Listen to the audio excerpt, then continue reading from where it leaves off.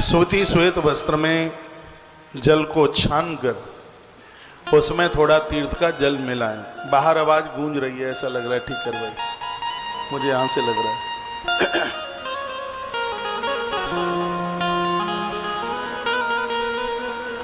उसको श्वेत वस्त्र में छान करके उसमें गंगा जल, नर्मदा जल, तीर्थ का कुछ जल मिला करके फिर उसको प्रयोग में लीजिए। हो सके तो थोड़ा कपूर डाल लीजिए पानी में, जैसे पानी की शुद्धि बरकरार बनी रहती है। तावत् दूरम न कर्तव्यम न याव चंदनम क्षिपेत तंदूलै सुंदरे स्तत्र पूजये शंकर मुदा। पुराणाकार वर्णन करते हैं कि उस पात्र को अभिषेक के लिए तब तक दूर न करें जब तक उसमें चंदन न डाला जाए। भगवान को जिस पात्र में आप बिठाकर भगवान को स्नान कराते हैं, कोई भी देवता हो,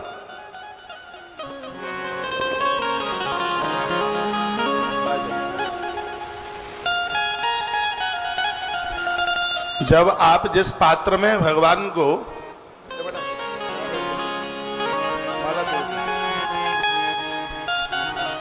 या तो उसमें स्वस्ति बनाएं चंदन रोली से। देखिए आप समझ नहीं रहे हैं और बहुत बजनीक बात है यह। जिस पात्र में भगवान को बिठा करके आप अभिषेक करा रहे हैं या भगवान को नहला रहे हैं, तो शिव पुराण में लिखा है बिल्कुल कोरे उस पात्र में नहीं, सीधे तो उसमें स्वस्ति बनाइए, ओम बनाइए, श्री बनाइए चंदन से, रोली से। फिर उसमें थोड़ा फूल डालिए, चावल डालिए, चंदन लगाइए उसमें। उसके ऊपर फिर आप जिस देवी देवता को नहला रहे हो उसको बिठाइए। उसके बाद उनका पूजन कीजिए, उन्हें स्नान कराइए। ऐसा वर्णन किया गया। लिखा है कि अखंड सुंदर चावलों से भगवान अति प्रसन्न होते हैं। कोई भी देवता हो, पूजा में बिल्कुल भी टूटे चावल प्रयोग में मत लीजिएगा। लिखा है तंदुलई सुंदरेश तत्र पूजे है शंकर मुदा। वर्णन है तंदुल बिल्कुल अक्षत, टूटे न हुए हों, साफ सुथरे हों, ऐसे चावलों से भगवान का पूजन कीजिए। सगरे देवता तंदुलों से भारी खुश होते हैं। फिर वर्णन किया गया कुसा अपामार गई कर्पूर जात चंपक पाटलई कर वीरही सितशैव मल्लिका का कमुत्पलही। इतने फूल भगवान को ज्यादा कुसा, अपामार्ग, कपूर, चंपक, पाटल, कनेर, मल्लिका, कमल, ये फूल भगवान महादेव को अति प्रिय हैं। तो इसको आप पूजा में आप ले सकते हैं। इनको पूजा में आप प्रयोग में लीजिएगा। भगवान शिव का आप अभिषेक करते हैं, महामृत्युंजय मंत्र के द्वारा पूरा अभिषेक किया जा सकता है। ऐसा इस ग्रंथ में वर्णन किया गया है।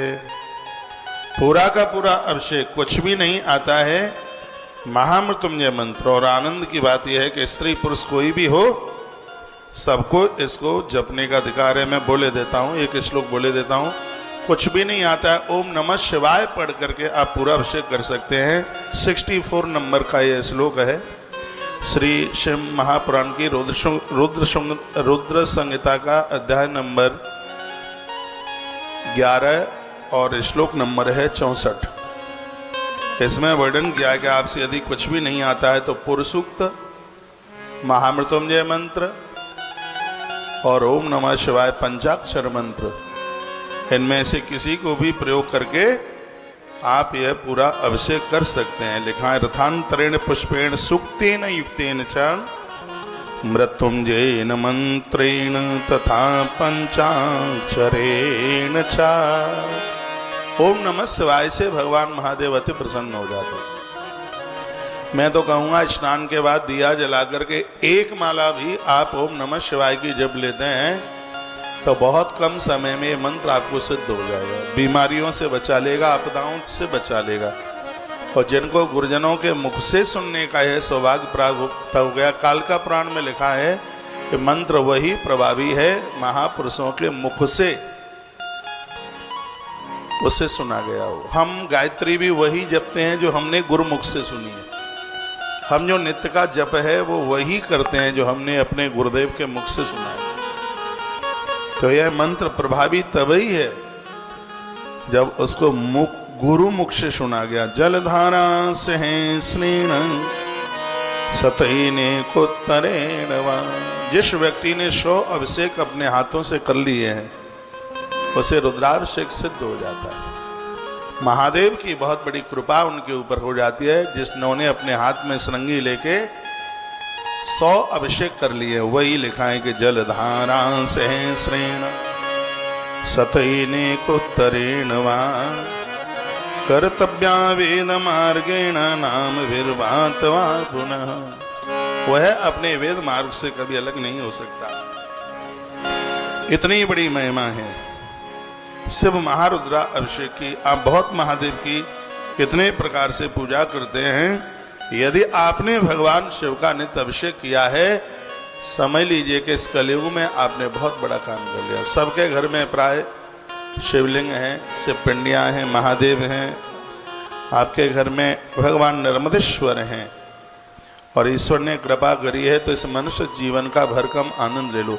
मनुष्य जीवन का आनंद ये नहीं है कि 2-4 बेटा बेटियों को आपने जन्म दे दिया, मकान बना दी, दुकान बना दिया, संसार के कर्तव्यों को पूरा कर दिया। धर्म तो इसमें है।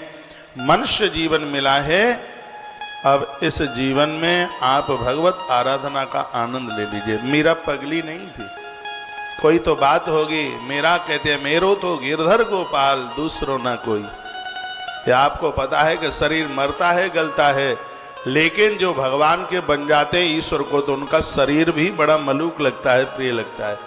द्वारका के मंदिर में मीरा नाचती नाचती शरीर सहित भगवान के विग्रह में विलीन हो गई। मीरा नृत्य करती करती मीरा भेंट। द्वारका में आप जाएंगे तो द्वारकाधीश का जो मंदिर है, मीरा नाची, द्वारका नाथ की प्रतिमा में से बाजुआं आगे निकल के आई। उन्होंने मीरा को उठाया और अपने कंठ से लगाया। मीरा शरीर सहित द्वारकाधीश में समा गई।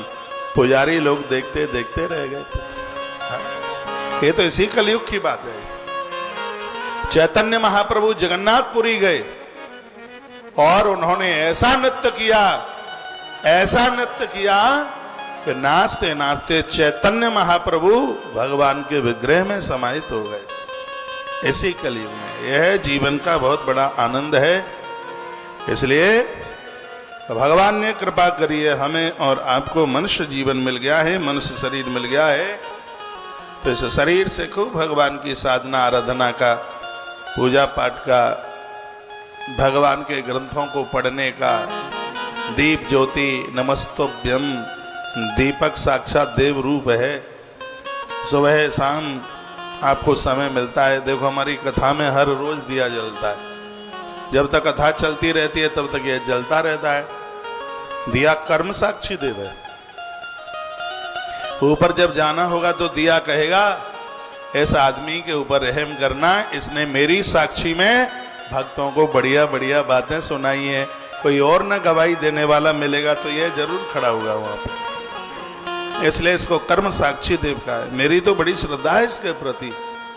आप सबके घर में जो आजकल रेडीमेड दिए जलते हैं वो नहीं, अपने अच्छे प्राकृतिक दिए अपने हाथों से बत्तियां बनाइए, रोई बढ़िया साफ सुथरी लीजिए और शुद्ध देसी घी का दिया जलाइए। भगवान की आरती। दिया तो आप अखंड दिए में तिल का, सरसों का कोई भी दिया जला सकते हैं। याद रखना, कोई भी देवता हो, जब देव की आरती होती है तो उसमें शुद्ध देसी घी ही होता है, तेल से आरती नहीं होती।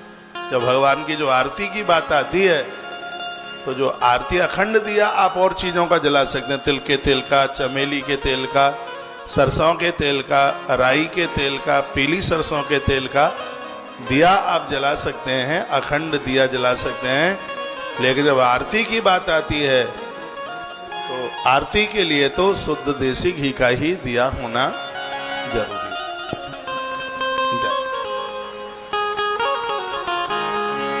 तो भगवान महादेव की इस आराधना की बात बड़े विस्तार पूर्वक कही गई है। कहा गया है कि जो नित्य भगवान महादेव की आराधना पूजा करते हैं उनके अंदर गुणों की वृद्धि होती है और वो संपूर्ण दुखों से हमेशा हमेशा के लिए निवृत्त हो जाते हैं। नमस्कारम तथा कृत्वा परिवार गणेश, पूरे परिवार के सहित आप एक बार तो अपने घर के मंदिर में प्रणाम कीजिए। पूरा परिवार, एक एक बच्चा, इन बच्चों को धार्मिक बनाइए, पारमार्थिक बनाइए। घर में मंदिर, ये घंटे घंटे नहीं बैठते हैं तो भले ही 2 मिनट के लिए मंदिर में जाएं, इनको ये आदत डालिए, मंदिर में जाकर के भगवान को वंदन प्रणाम करें। इसमें लिखा है कि जो लोग नित्य भगवान को वंदन प्रणाम करते हैं उनकी सभी कामनाएं सिद्ध हो जाती हैं। उन्हें रोग दोष दुख दोष ये सब चीजें उन्हें व्याप्ति नहीं है। श्लोक नंबर 82 और 83, 82 और 83 में इस बात की चर्चा की गई है। कोटिल वर्णन किया, भागमी सजायते तस्या मनोविष्ट फलम ध्रुवम रोगम दुखम च शोकम च यद वेगम कृतम तथा। ये सब चीजें उनके पास चल करके आती नहीं है। इसलिए घर के मंदिर में नित्य वंदन करो, प्रणाम करो, ठाकुर जी का भोग लगाओ। तुम ही निवेदित भोजन करही, तुम ही निवेदित भोजन करही, प्रभु प्रसाद भूषण धरही। तुम ही निवेदित भोजन करही, प्रभु प्रसाद पट भूषण धरही। तुम ही निवेदित भोजन करही, प्रभु प्रसाद पट भूषण धरही। रामायण की है चौपाई याद कर लीजिए। थाली भगवान के सामने रखिए, भगवान का भोग लगाइए। वर्णन है कि रोगम दुखम च शोकम च यद वेगम कृतम तथा। ये रोग शोक दुख पीड़ा भगवान के दर्शन करते ही सब समाप्त हो जाते। राम कृपा नासहि सब रोगा, जो यही भांत बने संयोगा। राम कृपा नासहि सब रोगा, ये संयोग बन जाए और भगवान के बन जाए तो भगवान की कृपा से शीघ्र बीमारियां समाप्त हो जाती हैं। क्योंकि बीमारियां बढ़ती हैं पापों से। कल 2 श्लोकों में ये बात कही गई थी। गरीबी और ये रोग, ये बीमारियां, ये पापों से वृद्धि होती है इनकी। ये पाप से बढ़ते हैं। कोई अपराध होता है तो बीमारी लग जाती है, भयानक बीमारी लग जाती है। और भगवान का नाम लेने से पाप कटते हैं, और जब पाप कट जाते हैं तब आदमी निरोग हो जाता है। अब कोई लोग बीमार हों तो वो ये कहेंगे कि अरे हम तो इतना पुण्य करते हैं, मंदिर जाते हैं और हमने तो पाप किया नहीं है। पता नहीं लगता है, पूर्व में और वैसे भी अनजान में बहुत अपराध हो जाते हैं। और भगवान तो 1 नंबर के भुलक्कड़ हैं। यदि वह हमारे अपराधों को याद रखें तो 20-20 जन्मों तक हम उन पापों से मुक्त होने के लायक नहीं है। वह तो बहुत बड़ा कृपालु है, दयालु है, थोड़ा सा ही दंड देता है। मैं बड़ा आग्रह पूर्वक आपको निवेदन कर रहा हूं, मस्ती वाला जीवन जीना है। एक बहुत बड़ी भीड़ में भी यदि आप बैठे हैं तो भी आप अकेलेपन का एहसास, आनंद, भीड़ में भी। अकेले में आदमी बहुत ज्यादा मस्ती में जीता है। अकेले में है ना, उसको तो लगता है चाहे टांग पसार लो, चाहे बैठ लो, चाहे कम कपड़े में बैठ जाओ, चाहे उल्टे लेट जाओ, चाहे सीधे लेट जाओ, हमें यहाँ कौन देख रहा है। हमारा ग्रंथ कहता है कि हर क्षण हर पल ऐसा ही जीने की। बड़ी भीड़ में एक बहुत बड़ी दुविधा है। लोग कहते हैं लोग क्या कहेंगे, अब तुम गड़बड़ करोगे कुछ तो लोग तो कुछ न कुछ तो कहेंगे ही। इतने आदमी इतना तकलीफ में होता है, लोग क्या कहेंगे, लोग क्या, वो इसमें ही इतना दुखित है, इतना परेशान है कि जीवन का आनंद ही नहीं ले पा रहा है। बस यही है कि लोग क्या कहेंगे, लोग क्या कहेंगे, लोग क्या कहेंगे। मैं तो यह कहूँगा, एक बहुत बड़ी भीड़ में भी आप हों तो उस समय भी आपको वही आनंद होना चाहिए जो आनंद आप अकेले में ले रहे हैं, जो आनंद आप एकांत में ले रहे हैं। ऐसा जीवन जीने की कोशिश कीजिए। ईश्वर ने बहुत बड़ी कृपा की है, मनुष्य बन गया है। धोखा खा गए तो 1 करोड़ वर्ष तक ये जिंदगी मिलेगी नहीं। कथा से पुराण में आती है, एक बार सगरे देवता इकट्ठे होकर क्षीर सागर पहुंचे भगवान विष्णु के पास। विष्णु लेटे हुए थे, देवताओं को देख करके खड़े हो गए। इस ग्रंथ में सदाचार वर्णन में और इतना अच्छा लिखा है, लेटे लेटे कभी किसी को बात मत कीजिए, इससे पुण्य क्षीण होंगे। कभी भी लेटे किसी से बात मत कीजिए, बैठ करके बात कीजिए, लेट के नहीं। अब मोबाइल पर आप कर लेते हैं, बात अलग है। प्रत्यक्ष रूप से जो बात है वो आप बैठ करके बात कीजिए, लेटे नहीं, लेट के नहीं। लेट के भोजन मत कीजिए, लेट के पानी मत पीजिए। जो लेटा हुआ है उसके पाँव मत छूइए। लेटे हुए तो भगवान ने जब इनको आते हुए देखा देवताओं को, तो भगवान एकदम उठ बैठे हुए, बड़ा आदर किया। बहुत प्यारी कथा है और यह है रुद्र संहिता के 12वें अध्याय की कथा है, जहां से मैं आपको निवेदन कर रहा हूं। भगवान उठ बैठे हुए, नारद जी ये कथा ब्रह्मा जी से सुन रहे थे, ब्रह्मा जी सुना रहे हैं। ब्रह्मा जी कहते हैं कि एक बार हम सब देवताओं को लेकर के वहां पहुंचे। एकस्मिन् समयि तातर्षीणा सर्वता निजराम चावदम पृतना स्वचा पद्म संभव, जिनकी नाभि से कमल निकला है, ऐसे उस जगन्नाथ के पास पहुंचे और प्रार्थना करी। सगत्वा जगन्नाथम देवदेवम जनार्दनम उपतस्तु सुरानत्वा सुकृतांजलयो मुनि। जगन्नाथ भगवान नारायण का है। सगरे देवताओं ने वंदन किया, स्तुति की, प्रणाम किया और भगवान शब्द सुन करके एकदम बिल्कुल खड़े हो गए। और भगवान विष्णु ने कहा, किमर्थ आगताम यूयम ब्रह्मा धास सुरर्षया। हे देवताओं, यह बताइए कि तुम्हारे आगमन का कारण क्या है? तुम लोग काय के लिए चल करके आए हो, ये बता दीजिए। भगवान विष्णु ने उनको कारण पूछा, आप लोग का कौन सा कार्य है जिसकी वजह से आपको यहाँ आना हुआ है? तो देवता गणों ने उस समय अपना दुख दूर करने वाली बात भगवान के सामने कही। देवावचु क्या कहने लगे? देवता कहने लगे, नित्यम सेवा तो कस्सैव कार्याम दुखापहारिणी। हे भगवान, हे प्रभु परमात्मा, हम आपसे पूछते हैं कि सभी दुखों को दूर करने वाली ऐसी कौन से देवता की हम सेवा करें जिससे शीघ्र दुख दूर हो जाए? देवता कहने लगे, कोई आदि व्याधि न रहे। आदि किसे कहते हैं? जो अंदर से टूटा हुआ है उसको आदि कहते हैं, जो बाहर से बीमार है उसको व्याधि कहते हैं। जिसको रात रात भर नींद नहीं आती, ये आदि है। जिसको आंतरिक टेंशन है, ये आदि है। जो बाहर से बीमार है, निमोनिया हो गया है और ऐसी बार के बुखार फीवर, ये बीमारियां हैं, ये सब व्याधि में आती हैं। तो व्याधि दवाई से ठीक होती है और आधी वाली बीमारी सत्संग और सेवा से ठीक होती है। ध्यान रखना, उसमें औषधि नहीं, उसमें सेवा काम करती है, उसमें सत्संग काम करता है। जो अंदर की बीमारी, अंदर का टेंशन है, टेंशन में जीते हैं। और टेंशन युक्त लोगों को तो बाहर की दवाइयाँ भी, बहुत लोग कोमा में चले जाते हैं, माथे से इतने परेशान, इतने कैप्सूल खाएंगे, इतनी गोलियां खाएंगे, माथे से इतने विक्षिप्त रहते हैं और दवाइयां ही उनको मार डालती हैं।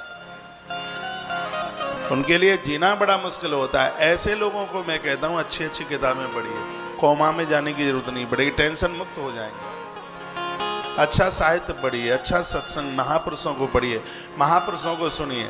आपने कभी साधुओं को मेंटल हॉस्पिटल में जाते देखा है? मैंने तो नहीं देखा। जितने भी पागल खाने में है, ये सब दुनियादारी के भरे पड़े हैं, बाबा जी नहीं जाते। उन्हें जाने की जरूरत नहीं है। ऐसा मस्त जीवन जीते हैं, जिम्मेवारी आपसे ज्यादा है। आप अपने रिश्तेदारों के 4 से 10 फोन सुनते होंगे, वो सुबह से लेकर शाम तक 500 फोन सुनते और सबका समाधान करते हैं। देखिए, माथे पर लोड नहीं है, मुस्कुराते हैं बिल्कुल फूल की तरह। तो ये बहुत ध्यान से सुनिए। आधी आंतरिक बीमारी व्याधि, बाहर की बीमारी। बाहर की बीमारी औषधि से ठीक हो जाती है, लेकिन जो अंदर की बीमारी है वो सत्संग और सेवा से ही ठीक हो पाएगी। इसलिए अपने आप को न सत्संग से दूर कीजिए, न सेवा से दूर कीजिए। जहां सत्संग होता है। पूज्य बापूजी के शिष्य सुरेशानंद जी महाराज बहुत गाते थे इन पंक्तियों को बड़े आनंद के साथ। और जिस समय वह इसे गाते थे, अग्रवाल जी पांडाल झूमता था, सुरेश आनंद जी बहुत अच्छा बोलते और ऐसा बोलते हैं सुनने के लायक होता है। उनकी वीडियो सुना करें आप, एक एक बात बजनी गए। अब समय का चक्कर है, खेल है, जेल हुई और भी बड़े इल्जाम लगे। मैं तो इस प्रकृति को और देश की सरकार को कहना चाहूंगा कि अब बहुत कुछ हो गया है, बापूजी को जेल से बाहर कर देना चाहिए। ये मैं हृदय से बोल रहा हूं, नाभि से बोल रहा हूं। अन्याय की भी कोई सीमा होती है, उनको बाहर कर देना चाहिए। और किसी संत महापुरुष को इतना सताना बिल्कुल भी ठीक नहीं है, बढ़िया नहीं है, शुभ नहीं है। उन्हीं के पांडाल में गुजने वाली पंक्तियां, जहां सत्संग होता है वहां पर नेट जाओ तुम, वहाँ पर नेट जाओ तुम, जहाँ फुर्सत नहीं कहकर ये मौका ना गवाओ तुम, ये मौका ना गवाओ तुम, जहाँ सत्संग होता है वहाँ पर नेट जाओ तुम, वहाँ पर नेट जाओ तुम। अरे सत्संग करने की न कोई और होती है, न कोई और होती है। अमर ये दीप है इसकी, कभी बुझती न ज्योति है, कभी बुझती न ज्योति है। इस ज्योति से जीवन की सदा ज्योति जलाओ, सदा ज्योति जलाओ तुम, जहाँ सत्संग होता है वहाँ पर नेट जाओ तुम, वहाँ पर नेट जाओ तुम। सत्संग होता है वहाँ पर नेट जाओ तुम, वहाँ पर नेट जाओ तुम। एक मैसेज में लिखा है कि इतनी बड़ी बात आप ही खुले दिल खुले मंच से बोल सकते हैं। भैया क्यों नहीं बोलेंगे? संतों के ऊपर अन्याय होगा, अपराध होगा। देखो इतना सब कुछ हो गया, हम कानून का आदर करते हैं, बहुत मान सम्मान करते हैं, लेकिन फिर भी सत्य यही है, हमें बापूजी निर्दोष ही लगते हैं। ये मैं हृदय की भावना बोल रहा हूं। मैंने तो कल परसों भी बजरंगबली हनुमंत लाल जी महाराज को प्रार्थना करी है। सही है, परसों मैंने प्रार्थना करी है हनुमान जयंती के दिन। आइए मैं प्रसंग को आगे के लिए बढ़ा रहा हूं। बहुतों को ये मेरी बात अच्छी लगती नहीं है, लेकिन इसमें मैं बुरा कुछ भी नहीं बोलता। मेरी उनकी आमने सामने कभी मुलाकात नहीं हुई है, और इसमें ऐसा भी नहीं है कि मुझे इस बात के लिए बापूजी के शिष्यों ने बोला है कि आप ऐसा बोल दीजिए। नहीं, मैं अपनी भावना से, मैं अपने हृदय से, और आज से नहीं बहुत लंबे समय से मैं बोलता हुआ आ रहा हूं। और एक बात और याद रखना, श्रद्धा का तो तब पता लगता है कि जिस दिन वह बाहर होंगे, लाखों लोग सड़क पर उनके सम्मान में होंगे। लाखों लोग धन्य हैं उनके भक्त लोग, उनकी श्रद्धा का तार उनका पूर्ण रूप से जुड़ा हुआ है। आइए मैं प्रसंग में वहीं आ रहा हूं कि औषधि बाह्य बीमारियों को ठीक करती है और सत्संग और सेवा अंदर की बीमारी को खत्म कर देती है, अंदर की बीमारी। तो आदि को खत्म करने के लिए सत्संग और सेवा चाहिए। तो देवताओं ने यही पूछा का नित्यम सेवात कस्यैव कार्यम दुःखापहारिणी, हमारा सर्व प्रकार का दुख समाप्त हो जाए इसके लिए हम किनकी सेवा करें, आप हमें आदेश करें। तो श्री भगवान वाचा, भगवान क्या बोले कि ब्रह्म शृणु सुरई सम्यक श्रुतम च भवता पुरा तथापि कथ्यते तुभ्यं देवेभ्यश्च तथा पुनः दृष्टम च दृश्यते दैव किम पुनः प्रक्षते धुना। हे ब्रह्मा जी, आपने बड़ा अच्छा प्रश्न किया है, लोक कल्याण के लिए आपने पूछा है। इस समय आप लोग देख रहे हैं, उस विषय में आप लोग बारंबार क्यों पूछ रहे हैं? और आपको पता है कि कौन पूजने के लायक है, तुम्हें सबको पता है। कहा नहीं, फिर भी आप बताइए। तो शिव सेव सदा देव शंकर सर्व दुख, जो हमेशा से पूजने वाला और संपूर्ण दुखों को दूर करता है, उसका नाम महादेव है। इसलिए हे देवताओं, सभी देवताओं को चाहिए कि वो भगवान शिव की पूजा न छोड़ें, भगवान शंकर की पूजा न छोड़ें, भगवान शंकर की पूजा करें। भव भक्ति पराये च भव प्रणत चेतसा। लाइट ठीक करो, अंधेरा हो गया। भव संस्मरणाये च नते दुख सभाजना। श्लोक number 21 very very most important श्लोक है। भगवान शंकर की पूजा कर लिए तो बहुत बड़ी बात हो गई है। उनका स्मरण करने मात्र से सगरी विपत्तियां टल जाती हैं, सगरे दुख टल जाते हैं। उनके स्मरण मात्र से भव भक्ति पराये च, भव भक्ति देते हैं, शंकर भक्ति देते हैं। महादेव के बिना भक्ति मिल ही नहीं सकती, ये पक्की बात है। और एक गुप्त मत सब ही कहूं कर जोर, शंकर भजन बिना नरह भगति न पावहु मोर। क्या हुआ है लाइट में? अपना सिस्टम चालू है सब? यूट्यूब चालू है? हाँ हाँ, चल रहा, ठीक है, ठीक।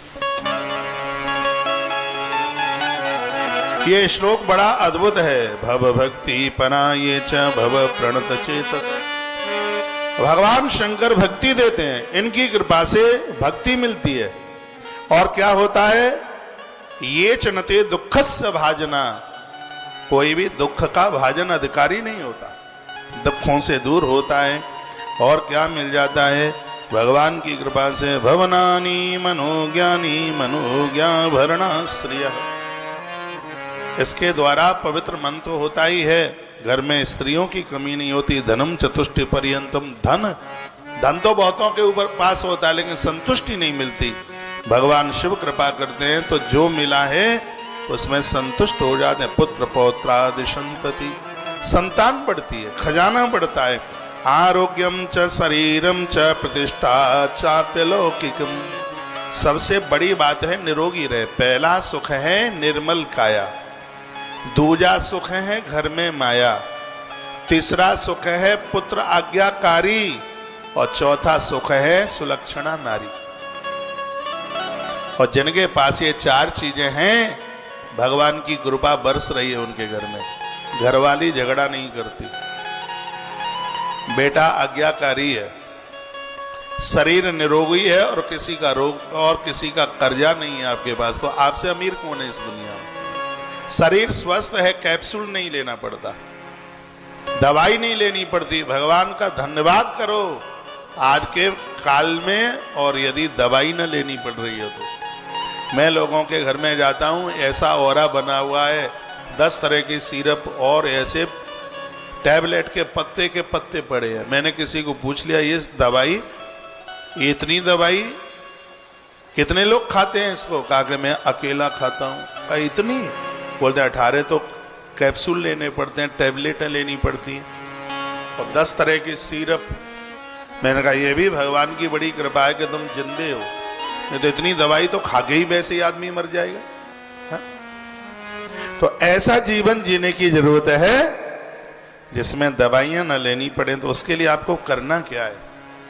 3 चीजों को बना लीजिए, जागना, सोना और खाना, आप स्वस्थ हो जाएंगे। एक जगने का टाइम, ये इसका बड़ा असर बॉडी के ऊपर पड़ता है। 20 साल आपको इनाम में मिल जाएंगे, ये समझ लीजिएगा।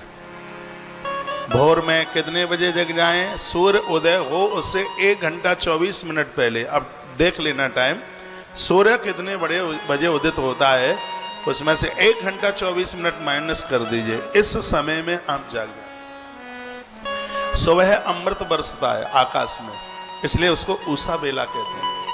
भोर में जो खुले आकाश में खड़ा होता है उसे कुष्ठ रोग नहीं होता, उसे पैरालाइसिस नहीं होता, और उसका ब्लड प्रेशर ऊपर और नीचे नहीं जाता। ये सुन लो, मैं आयुर्वेद की किताबें पढ़ता हूँ। जो भोर में उषा काल में सूर्य निकला है उससे पहले खुले आकाश में खड़े होते हैं, तो अमृत की बूंदें गिरती हैं, जिससे ब्लड प्रेशर ऊपर नीचे नहीं जाता, पैरालाइसिस नहीं होता, और शरीर में किसी भी प्रकार का इन्फेक्शन नहीं होता। कभी कभी ये बीमारी सफेद दाग वाली इन्फेक्शन के द्वारा ज्यादा होती है। तो भोर का जागना इतना बढ़िया। जो लोग फ्लैट में रहते हैं उनके लिए विशेष निवेदन करना चाहूंगा, अपना वास्तु कहता है वो मकान बहुत अच्छा होता है जिसमें छत पर जाने के रास्ते होते हैं, छत पर बैठने के लिए जगह। आज तो सब कुछ व्यापार हो गया, नहीं तो घर वही बढ़िया जिसमें छत अपनी है। छत अपनी है, वो घर को बहुत, मत्स्य पुराण के अंतर्गत उस घर को बहुत अच्छा माना गया है जिसमें छत अपनी है, उसको बहुत अच्छा माना गया। उसे भोर में छत पर जाया जाता है, घूमा जाता है, सूर्य नारायण पूर्व दिशा की तरफ मुख करके प्राणायाम किया जाता है। जो नया मकान खरीदने के चक्कर में है, फ्लैट खरीदते हैं तो सबसे ऊपर वाला खरीदो, और नहीं तो प्लॉट लेकर के अपना मकान बनाइए। हमारा वास्तु कहता है कि वो मकान इतना अच्छा है जिसमें आपने पेड़ लगाए हैं, पौधे लगाए हैं, गमले धरे हैं आपने, ऐसी जगह पर बनाया हुआ मकान, उस मकान को बहुत अच्छा माना गया। वो मकान नहीं, वो सूर्य मंदिर है, जिस मकान में भोर में सूर्य की किरणें खिड़कियों को चीरती हुई उस घर तक, अंदर तक आ जाती हैं। उस घर में किसी भी प्रकार का कोई दोष ही नहीं रहता, उसको इतना शुभ माना। लेकिन वह सब हो नहीं पा रहा। स्वास्थ्य के लिए भोर में, प्रभात में आप खुली जगह पर, खुले आसमान में आप उसका दर्शन करें, तो जागने का समय और सोने का समय। अब मैं बहुत बार बोल चुका हूं, 9 बजे सोना आपका जीवन है हीरा, 10 बजे सो जाओ तो गोल्ड। आप बैठ जाए कहीं, हाँ आप बैठ जाइए कहीं। 10 बजे आप सो जाएं और कोशिश कीजिए कि बिफोर 10 o'clock 10 बजे तक आप सो जाएं। हमने आजकल धर्म यात्रा कार्यक्रम बंद कर दिया, इसको चालू करेंगे, टाइम चेंज करेंगे। इसलिए मैं चाहता हूं कि आप सब 10 बजे तक सोने की आदत डालें, और अब मैं इस काम के ऊपर भी बहुत जोर देने वाला हूं। 10 बजे तक आपको सुलाना है, जैसे माँ थपथोर के सुला देती है, बाबू सो जा। इसके लिए अब हम काम कर रहे हैं कि आपको सुलाना ही है। हाँ, जो कार्यक्रम हम इसका मंगलवाणी का 7 बजे 8 बजे शुरू करते रहे, धर्म यात्रा रात्रि को अब हम सुबह भोर में 4:30 बजे एक कार्यक्रम आरंभ कर रहे हैं आपको जगाने के लिए, और आप जागेंगे 4:30 बजे। इतना अद्भुत कार्यक्रम लेके आ रहे हैं कि आप जगे बिना रह ही नहीं पाएंगे। हमें आपको स्वस्थ करना है। आज मैं कोई, अब न्यूज़ चैनल का तो नाम मुझे पता नहीं है, अभी आते आते मैं एक न्यूज़ सुन रहा था, उस पर रेट डला है टैबलेट पर 102 रुपया, और बाजार में मिल रही है 20 रुपया की। तो पत्रकार भाई बड़ा विरोध कर रहा था उसको। MRP 102 और मिल रही है 20 रुपए की। इन दवाइयों ने लोगों को इतना खोखला कर दिया, इतना खत्म कर दिया है, ना तो ये जी पा रहे हैं ना ये मर पा रहे हैं, बीच में अटके। तो ऐसे ऐसे सूत्र हमें आपके पास तक पहुंचाना है कि आप बीमार हो गए तो ठीक नहीं होंगे क्या? जो गाड़ियां बिगड़ जाती हैं क्या वो गाड़ियां ठीक नहीं होती? घबराइए मत, डायबिटीज भी खत्म होगी, घुटने के दर्द भी खत्म होंगे, सब खत्म होगा। बस थोड़ा सा आपको हल्का सा परिवर्तन करने की जरूरत पड़ेगी। एक तो सुबह भोर में जगोगे, दवाई तभी फायदा करती है जब सुबह शाम आप टहलते हैं, नहीं तो मधुमेह की दवाई फायदा ही कहां करती है। सुबह शाम थोड़ा सा घूमिए, थोड़ा सा भ्रमण कीजिए, रात्रि को समय से सो जाइए, हल्का सा वस्त्र ओढ़ करके। और वह नींद लेना बड़ा अच्छा माना जाता है जिसमें कुछ वस्त्र ओढ़ के सोया जाता है। ये हमने आज ही पढ़ा है, मुझे अभी तक नहीं पता। भले हल्की सी चद्दर हो, यह स्वास्थ्य के लिए बड़ा फायदेमंद है। हल्का सा भले ही कपड़ा हो और उसको ओढ़ करके सोइए, पंखा धीमा करके सोइए। भोर में 3 बजे के बाद कूलर एसी जो भी चलाते हो सब बंद कर दो, आपका कैल्शियम कम नहीं होगा, घुटनों में दर्द ही नहीं होगा।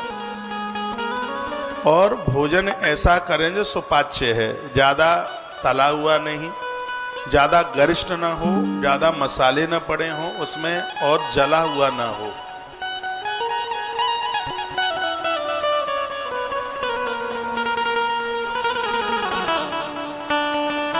ऐसा प्रसाद लीजिए जो आपके स्वास्थ्य को बरकरार ठीक से बना करके रखे। तो ये शिव महापुराण तो बड़ा आनंद कर रहा है।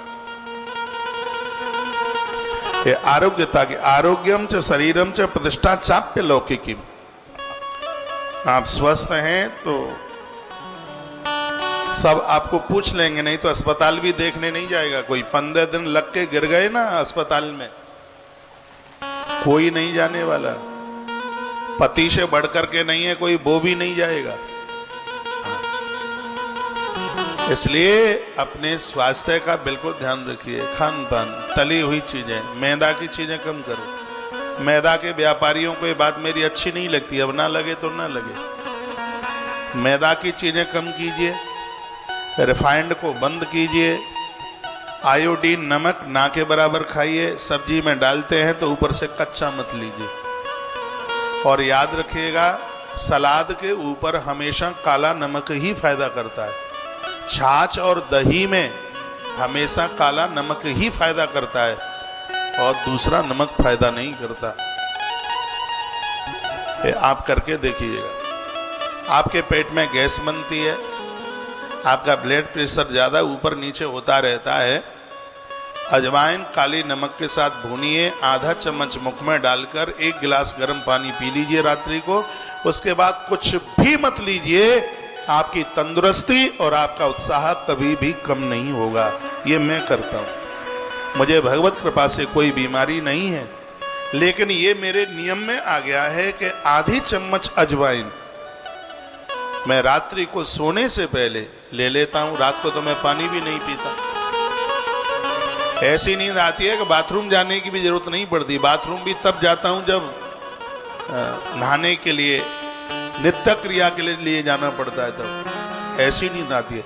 आपने जिनको अनिद्रा की बीमारी है, जिन्हें नींद आती ही नहीं है, आप अजमा के तो देखिए।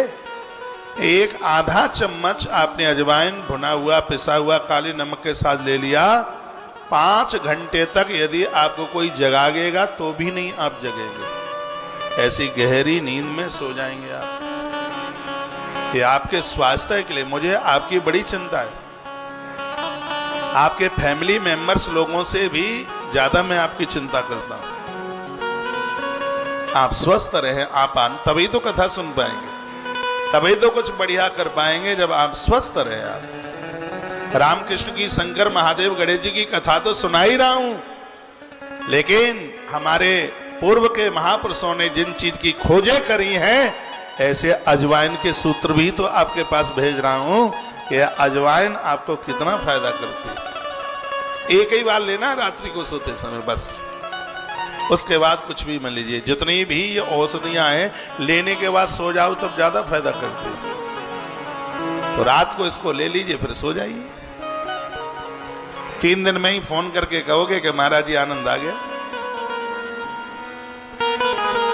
आज से हमने कुछ ग्रुप बनाना शुरू किया है। मेरे मोबाइल में लगभग 25,000 से ज्यादा नंबर है। वो तो मैं कोई सेव करता नहीं हूं, तब है इतने तो मेरे मोबाइल में 25 से ज्यादा है।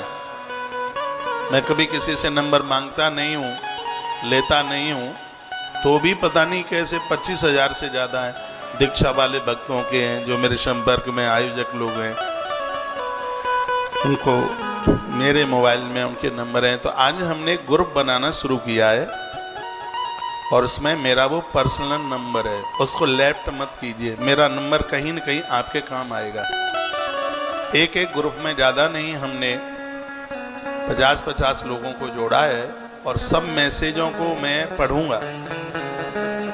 और मेरे यहाँ से इस ग्रुप में रोजाना सुबह दोपहर शाम को वीडियो जाएगी। आज दोपहर 2 बजे, हाँ बज गया है 2, तुलसी तपोवन यूट्यूब चैनल पर इतनी सुंदर वीडियो जा रही है कि आपकी तरक्की में झाड़ू का कितना बड़ा योगदान है। अब झाड़ू को केजरीवाल से मन जोड़ देना। आपकी तरक्की में झाड़ू का कितना बड़ा योगदान है। झाड़ू जब भी खरीदे, अभी तो शॉर्ट में बता रहा हूं, वीडियो में पूरा सुन लेना। झाड़ू जब भी खरीदें तो अंधियारे पक्ष में खरीदें। झाड़ू जब भी खरीदें तो एक तिथि और एक दिन इसके लिए बहुत बढ़िया है।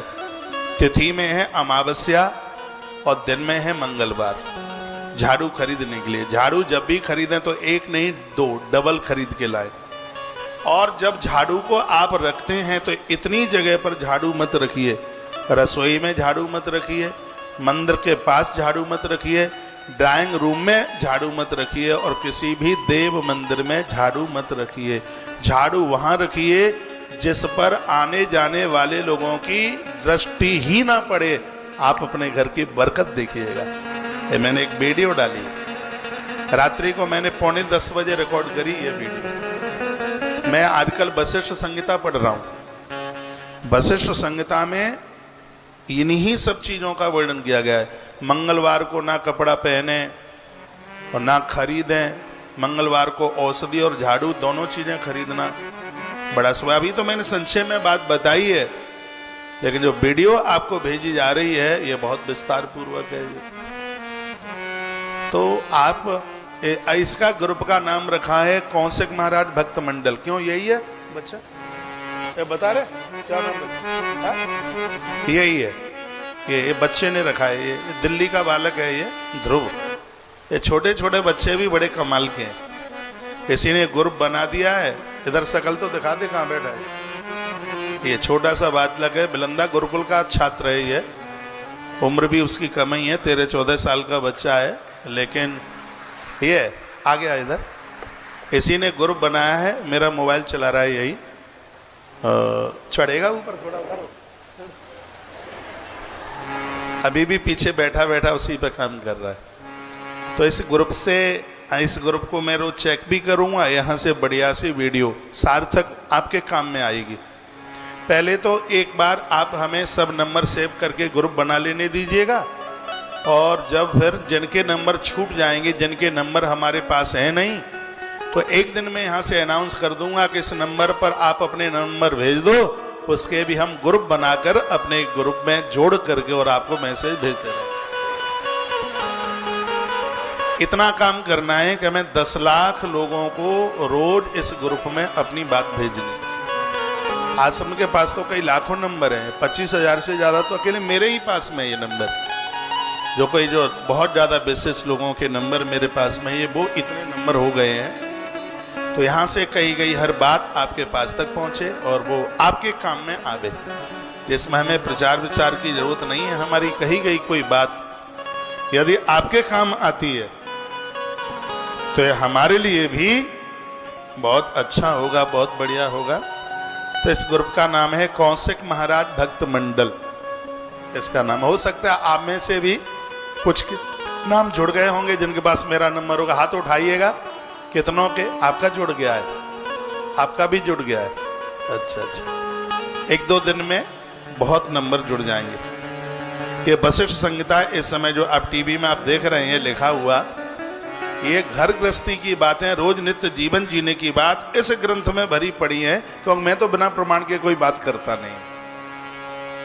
मेरी वीडियो सुनकर यदि किसी ने ये कह दिया ये बात कहाँ लिखी है, तो मुझे 5 मिनट भी नहीं लगेंगे जवाब देने में कि ये बात कहाँ लिखी है। मैं बात ही नपी तोली तुलाई उतनी ही करता हूँ जिसके प्रमाण है। आजकल तो हमारी वीडियो में से बातों को पढ़ करके गूगल अपने न्यूज़ों पर डाल रहा है। गूगल में वो बातें जो आज से मैंने कोरोना काल में जो बातें बोली हैं, मुझे कोई बता रहे थे, कहते महाराज जी आपकी कही गई बातें राइटिंग में लिखी हुई मिल रही हैं गूगल पे। मैंने कहा तो बहुत अच्छा है, बहुत बढ़िया है, ठीक है, लोगों के काम में बात आएंगे। एक बार जयकारा लगाइए, बोल भक्त वत्सल भगवान की जय, श्री हनुमान जी महाराज की जय हो, जय जय श्री राधे, जय जय श्री जय राधे, जय। श्री राधे। आइए मैं लौटा करके आपको वही प्रसंग में लेकर के आ रहा हूं जहां वर्णन किया गया है। कहा गया आरोग्यम च शरीरम च प्रतिष्ठाम चापे लौकिकीम ये वाक्चन्ते महाभागा सुखम मात्र दशालयम। आप स्वस्थ रहना चाहते हैं, आरोग्य रहना चाहते हैं तो भोर में जल्दी जागिए, रात्रि को समय पर सोइए और अपने भोजन का ध्यान रखिए। भोजन उस समय खाया जाए आपके सोने में और भोजन करने में 2.25 घंटे का अंतर हो। आपने तो खाया नहीं और सीधे बिस्तर पर पड़े नहीं, इसलिए गणेश जी जैसे तो पेट निकल गए, पचता है नहीं, पेट में गैस बनती है और पेट में गैस बनती है, इससे कई बीमारियां होती हैं, इससे पैरालाइसिस होता है। शरीर मोटा ठीक नहीं है, मोटा शरीर बहुत बीमारियों को पैदा कर देता है। तो छांट डालिए अपने शरीर को हल्का है। वैष्णो देवी भी जाए तो पौड़ी पौड़ी चढ़ता जा, जाए माता दी रटता जा। ऐसा जीवन जीने की कोशिश कीजिए। जो भक्ति परायण होकर शिवलिंग की पूजा करते हैं उसे सभी प्रकार की सिद्धियां प्राप्त हो जाती हैं, वह कभी भी पाप में लिप्त नहीं होता। 25 नंबर का श्लोक देखें, अध्याय नंबर 12, 25 नंबर का लिखा है, यो अर्चये शिवलिंगम वै नित्यम भक्ति परायण। शर्मा जी राधे राधे, कैसे हैं आप? मैया राम राम, बुआ राम राम। चलो बैठो, बैठ जाओ। अयो अर्चये शिवलिंगम वै नित्यम भक्ति परायण तस्य वै सफला सिद्धि न स पाप प्रमुच्यते। शिव पुराण का बड़ा अद्भुत श्लोक है। जो शिवलिंग अर्चन नित्य करते हैं उनको सभी सिद्धियां मिल जाती हैं और आनंद की बात यह है कि संपूर्ण अपराध, संपूर्ण पाप भी जल करके समाप्त हो जाते हैं। तो नित्य भगवान शिव का अर्चन कीजिए, उनकी पूजा कीजिए, घर में शिवलिंग रखिए, जलेरी बनवाइए। न मिल पावे तो हमें बोल देना, हम बनवा देंगे और उसका जो भी कोई खर्चा होगा दुकानदार का नंबर भी दे देंगे, उसे ही दे देना जलहरी का। आपने एक दिन बोला था, हमने ऑर्डर दे दिया है शर्मा जी, जब अभी आएंगे तब मिल जाएगा। आपके यहाँ नहीं बनता है तो हमें बता देना, इतना सा काम हम कर देंगे, लेकिन पैसा उसी को दे देना, क्योंकि हम तो आपसे पैसा लेंगे नहीं। इसका जितने का जो भी बने उसे दे देना।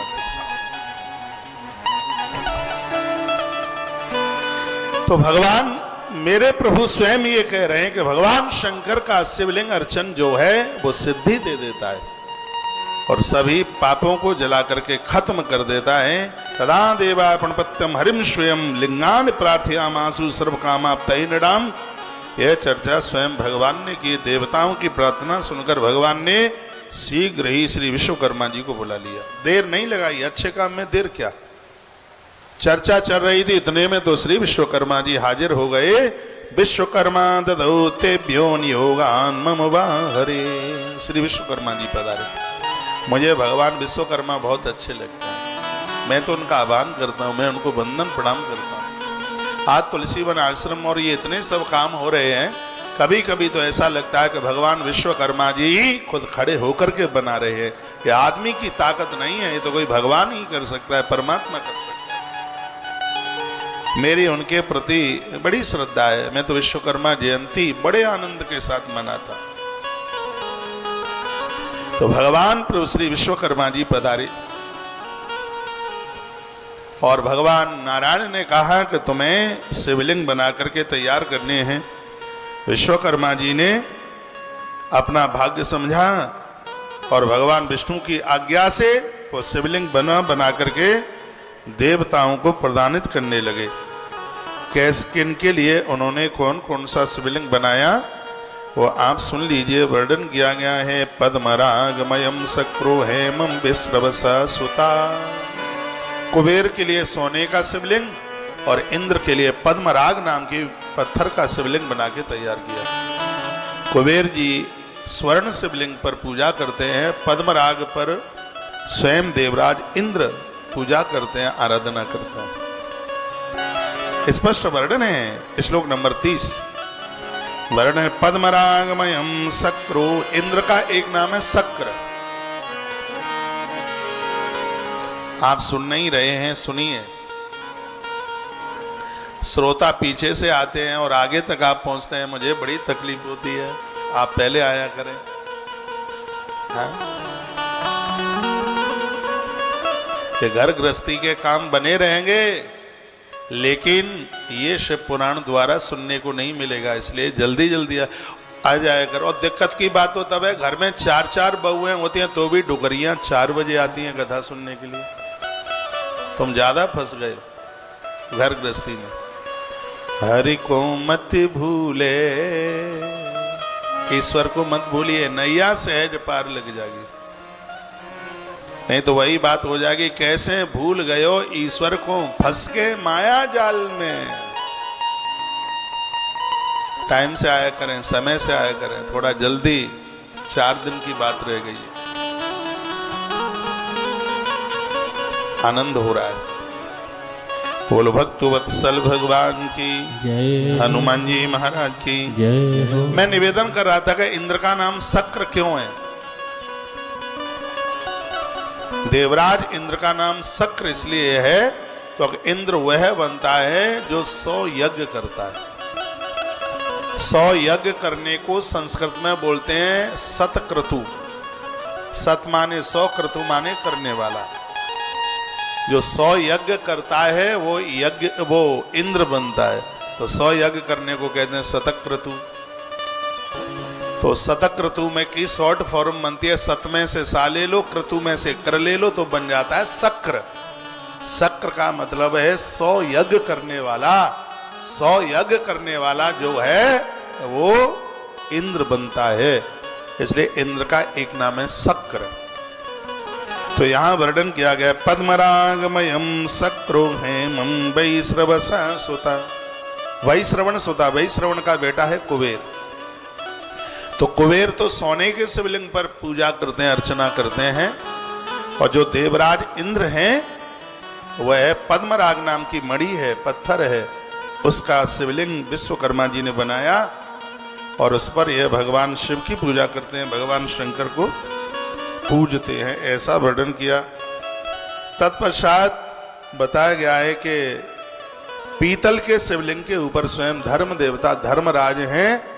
वो पीतल के शिवलिंग पर पीतम मणिमयम धर्मो वरुण श्यामलम शिवम। बहुत ध्यान से सुनिएगा।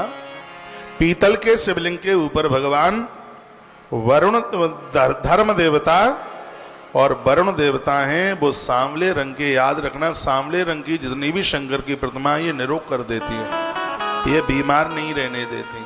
तो बहुत बीमारियां ऐसी हैं जो जल से प्रभावित होकर के बीमारियां हो जाती हैं। जैसे फेफड़े की बीमारी, इसके ऊपर जल का प्रभाव होता है। जलोदर की बीमारी है, बवासीर की बीमारी, और ऐसी बहुत सी बीमारियां हैं जो जल पानी की वजह से, पानी दूषित होने की वजह से, या पानी ज़्यादा पीने से, या पानी न पीने से, ऐसी तमाम ऐसी बीमारियां हैं। भगवान वरुण देवता की आराधना उन बीमारियों को खत्म करती है। जो सांवले रंग के जो शिवलिंग हैं यह वरुण जी के पास है, भगवान वरुण देवता पूजा करते हैं। देखा है पीतम मणिमयम धर्मो वरुण श्यामलम शिव। सांवले रंग की जो प्रतिमा है, पिंडी है, उसकी पूजा यह करते हैं। और भगवान विष्णु इंद्र नीलमणि नाम का पत्थर है, ये भगवान विष्णु के पास में। देखा, इंद्र नीलमयम विष्णु ब्रह्म हेममयम तथा। इंद्र नीलमणि एक पत्थर का नाम है, ये भगवान विष्णु के पास में शिवलिंग है। इनकी पूजा नारायण करते हैं। ब्रह्मा जी सोने के शिवलिंग पर पूजा करते हैं, विश्वदेव जी चांदी के शिवलिंग पर पूजा करते हैं। लेकिन विश्वदेवा तथा रोप्यम बसवश तथई। बसुगढ़ भी पीतल के शिवलिंग पर पूजा करते हैं। अश्वनी कुमार मिट्टी के शिवलिंग पर पूजन करते हैं। अश्वनी कुमारों के लिए वर्णन किया, आरकूटमयम मापी पार्थिवम अश्वनी मुनो। अश्वनी सूर्य भगवान के पुत्र हैं अश्वनी कुमार, और यह मिट्टी के शिवलिंग पर पूजा करते हैं। लक्ष्मी मैया स्फटिक के शिवलिंग पर पूजा करती है। लक्ष्मी स्फटिकम देवी आदित्या ताम्र निर्मिता।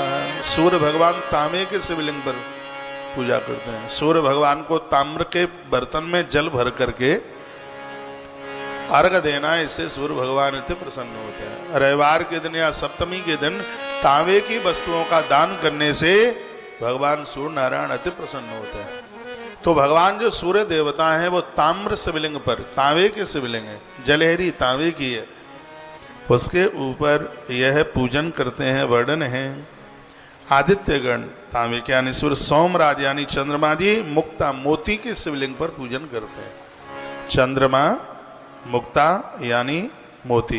देखा है, मौक्तिकम सोमराजो भाई वर्णन है। और उसके तत्पश्चात जो अग्नि देवता हैं वो वज्रलिंग मणि के शिवलिंग पर पूजा करते हैं। अग्निदेव श्लोक लिखा है, इसमें वर्णन किया गया है। कहा गया है, वज्रलिंगम विभावसु। तत्पश्चात मृण्मयम चैव वेपेन्द्र विप्रपत्नी तथैव च। धरती के जितने भी ब्राह्मण हैं वो सगरे मिट्टी के शिवलिंग पर भगवान की पूजा करते हैं। चांदनम च मयो नाग प्रवाल मयामादरा। जितने भी सर्प हैं वो सब चंदन की लकड़ी के शिवलिंग बनाकर उसके ऊपर पूजन करते हैं। जितने भी ये नाग देवता हैं ये उनके लिए बताया गया है। जितने भी ब्राह्मणियां हैं वो भी मिट्टी के शिवलिंग पर। मय नाम का जो राक्षस है वो भी चंदन के शिवलिंग पर, हाँ मय नाम का राक्षस वो चंदन के शिवलिंग पर। और जितने भी नाग गण हैं वो एक मूंगा नाम का पत्थर आता है, मूंगा, वो मूंगे की, मेरी माला है मूंगा की, ये रही,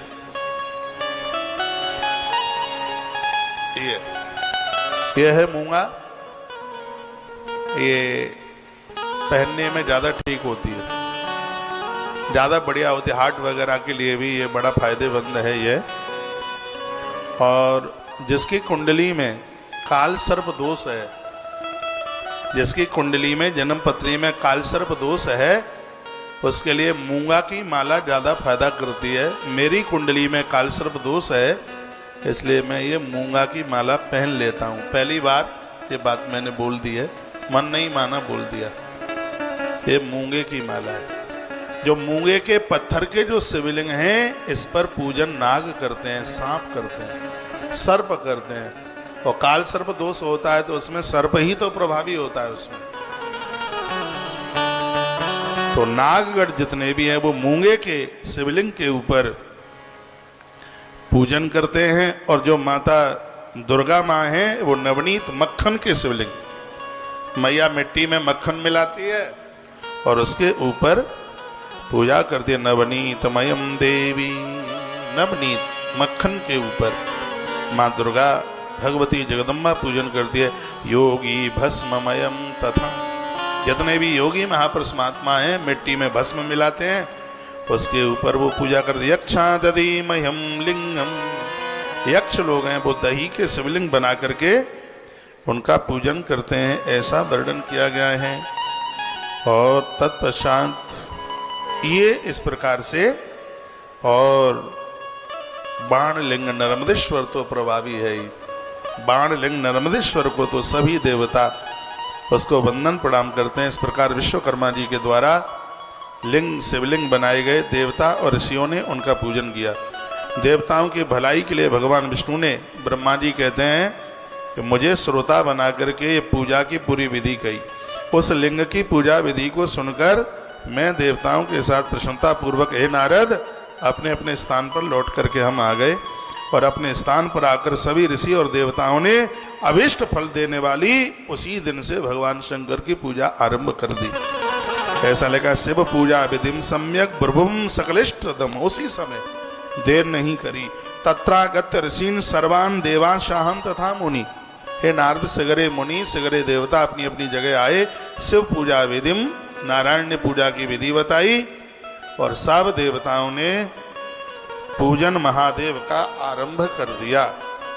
एक बात नहीं मैं आपको पूछ पाया, आप यह बताइए, मेरी भाषा आपकी समझ में आ रही है? थैंक यू, धन्यवाद। एक बार जयकारा लगाइए, बोलो शंकर भगवान की जय हो।